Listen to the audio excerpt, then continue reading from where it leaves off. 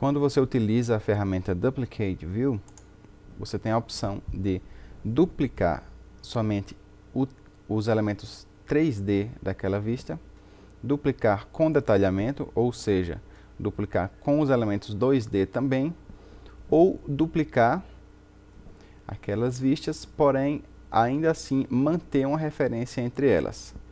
Essas opções ficam localizadas também quando eu clico com o botão direito na vista e clico aqui numa dessas opções, são as mesmas.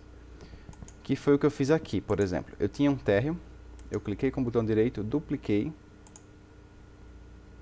e ele criou uma cópia do térreo.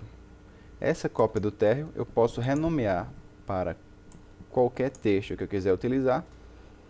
E no exemplo aqui, eu havia criado um térreo layout. Nesse térreo layout, eu fiz essa visualização no tutorial, no segundo tutorial básico, segundo projeto do nosso curso básico. E nessa visualização eu fiz uma visualização específica para a planta baixa, uma planta melhor apresentada que um desenho técnico. E dupliquei novamente e fiz aqui um térreo legenda. Então, dentro de cada uma dessas vistas, você pode fazer a visualização que você quiser. Como? Escondendo cortes, escondendo fachadas, modificando a apresentação de uma parede, por exemplo, com override by category, deixando as paredes pretas, mudando a forma de apresentação aqui em shading, hidden line, wireframe, enfim. Então, desta forma, eu consigo fazer diferentes apresentações de um mesmo nível. Esse aqui eu apenas dupliquei.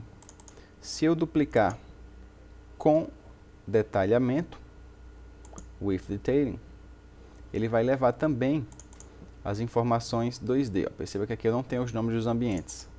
Neste daqui eu já tenho os nomes dos ambientes. Se eu tivesse cotas, textos, também seriam copiadas. E se eu copio aqui as dependent, então ele vai ficar abaixo daquela minha vista. E o que vai acontecer é que se eu modificar qualquer informação com a escala, por exemplo, aqui está 1:50, eu marco 1:100. Então essa minha vista aqui também vai ficar 1:100.